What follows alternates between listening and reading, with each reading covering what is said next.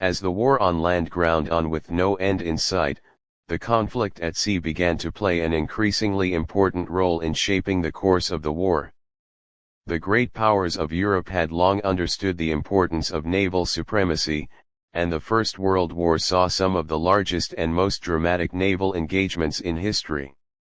At the same time, the war was evolving into a total war, with entire societies mobilized for the conflict and new technologies and tactics being deployed on an unprecedented scale. The British Royal Navy, the largest and most powerful navy in the world, had long been the dominant force on the high seas. Its primary mission was to maintain control of the seas, protect British trade routes, and enforce a blockade of Germany. The German High Seas Fleet, though smaller, was a formidable force, and it sought to challenge British naval supremacy. The first major naval engagement of the war took place in the North Sea, off the coast of Heligoland Bight, in August 1914. The British Royal Navy, led by Admiral David Beatty, launched a surprise attack on German patrols, sinking several ships and forcing the Germans to retreat. The battle was a minor victory for the British, but it demonstrated the importance of naval power in the war. The German response to the British blockade was the use of submarines, or U-boats, to attack Allied shipping. The U-boats were a new and deadly weapon, capable of striking without warning and sinking ships with torpedoes. In February 1915, Germany declared a war zone around the British Isles, warning that any ship entering the zone would be sunk without warning. This policy of unrestricted submarine warfare was a direct challenge to the British blockade, and it marked the beginning of a deadly game of cat and mouse between the U-boats and the Allied navies.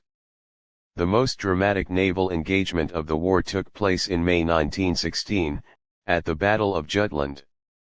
The German High Seas Fleet, under the command of Admiral Reinhard Scheer, sought to lure the British Grand Fleet, led by Admiral John Jellicoe, into a trap. The two fleets clashed in the North Sea, in what would become the largest naval battle of the war.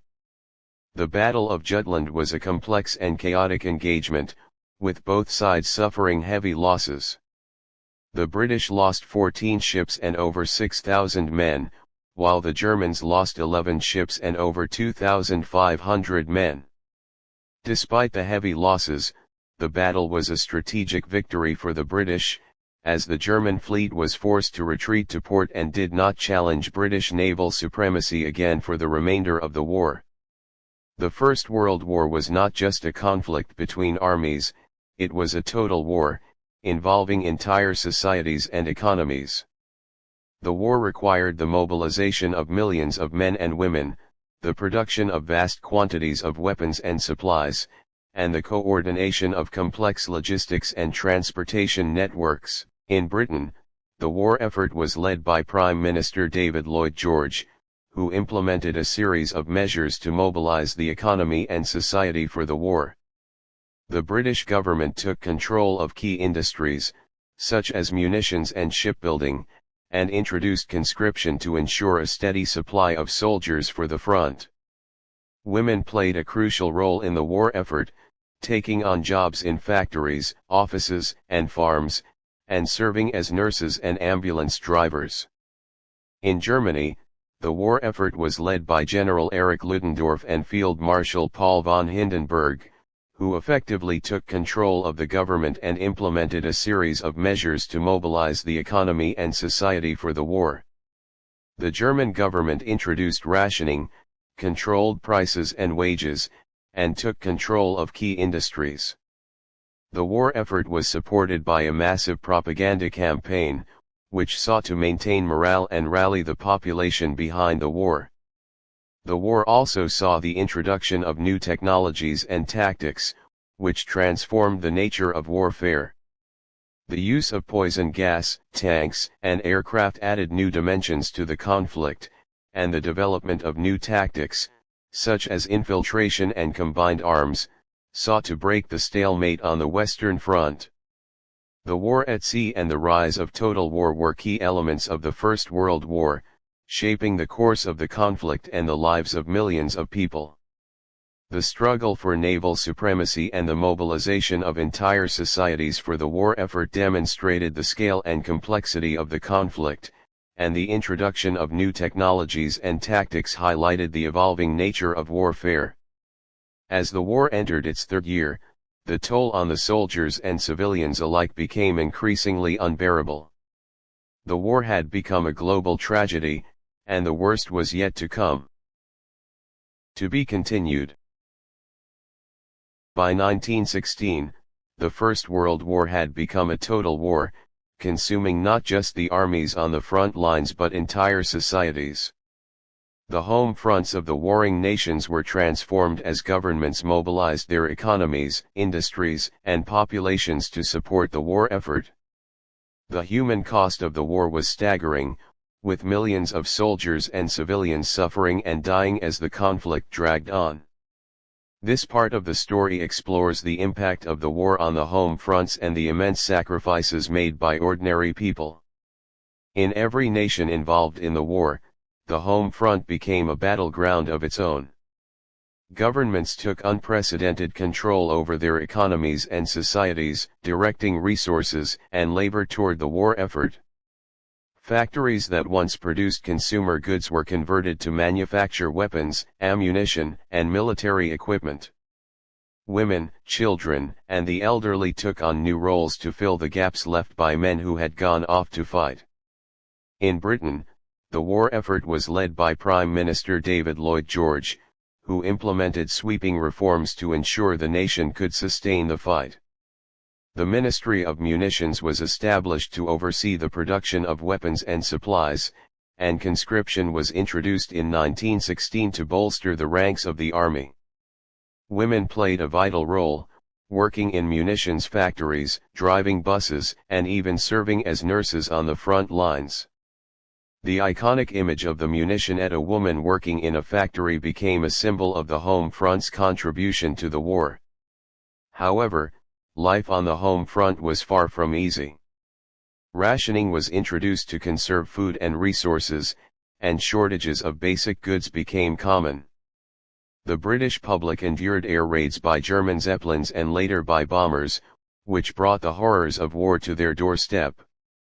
Despite these hardships, the British people remained resilient, driven by a sense of duty and patriotism.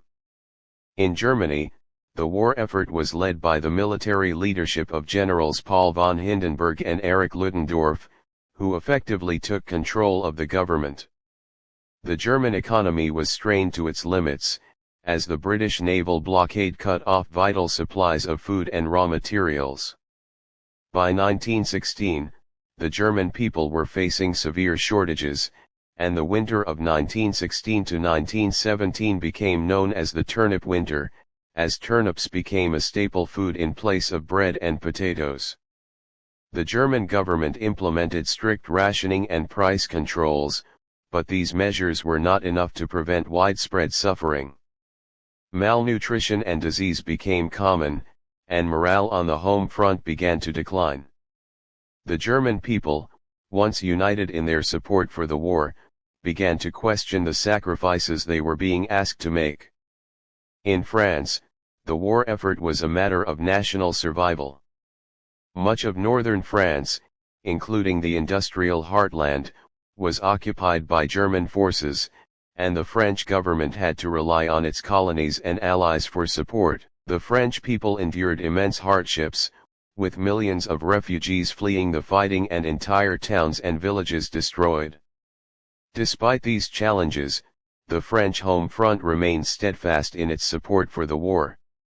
Women took on new roles in factories and farms, and the French government implemented measures to ensure the fair distribution of food and resources. The slogan "They shall not pass ils ne passeront pas," coined during the Battle of Verdun, became a rallying cry for the French people, symbolizing their determination to resist the German advance.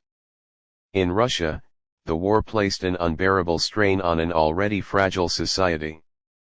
The Russian economy, which was less industrialized than those of its allies, struggled to meet the demands of the war. Food shortages and inflation led to widespread discontent, and the Russian people grew increasingly disillusioned with the Tsarist regime. By 1916, the Russian home front was on the brink of collapse. Strikes and protests became common, and the morale of the Russian army began to crumble. The seeds of revolution were being sown, and the Russian Empire was teetering on the edge of disaster. The human cost of the war was staggering. By 1916, millions of soldiers had been killed, wounded, or captured, and the toll on civilians was equally devastating. The war had become a global tragedy, with entire generations of young men wiped out and families torn apart. One of the deadliest battles of the war, the Battle of the Somme, took place in 1916. The British and French launched a massive offensive against the German lines, hoping to break the stalemate on the Western Front.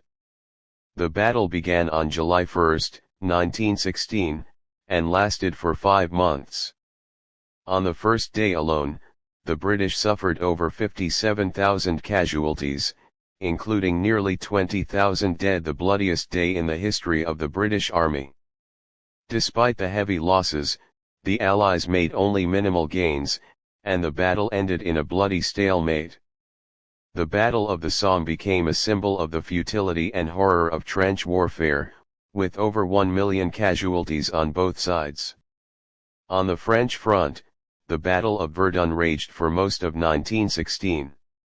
The German army launched a massive offensive against the French fortress city of Verdun, hoping to bleed the French army dry. The French, determined to hold the line, fought with incredible tenacity, and the battle became a grueling war of attrition. The Battle of Verdun lasted for 10 months and resulted in over 700,000 casualties. The French held the line, but the cost was immense, and the battle became a symbol of the suffering and sacrifice of the French people. The war also took a heavy toll on civilians. In occupied territories, such as Belgium and northern France, the civilian population endured harsh treatment by the German army, including forced labor, requisitioning of food and resources, and reprisals for acts of resistance. In the Ottoman Empire, the Armenian genocide, a systematic campaign of deportation and mass murder, claimed the lives of over 1 million Armenians, a tragedy that remains a dark chapter in the history of the war. The war transformed societies in profound ways. The role of women changed dramatically, as they took on new responsibilities and gained greater independence. In many countries, the war accelerated social and political change, paving the way for reforms such as women's suffrage. However, the war also left deep scars. The loss of so many young men created a lost generation, and the psychological trauma of the war affected millions of soldiers and civilians. The war shattered the optimism and confidence of the pre-war world, leaving a legacy of bitterness and disillusionment. As the war entered its third year, the toll on the home fronts and the human cost of the conflict became increasingly unbearable. The war had become a global tragedy, and the worst was yet to come. To be continued.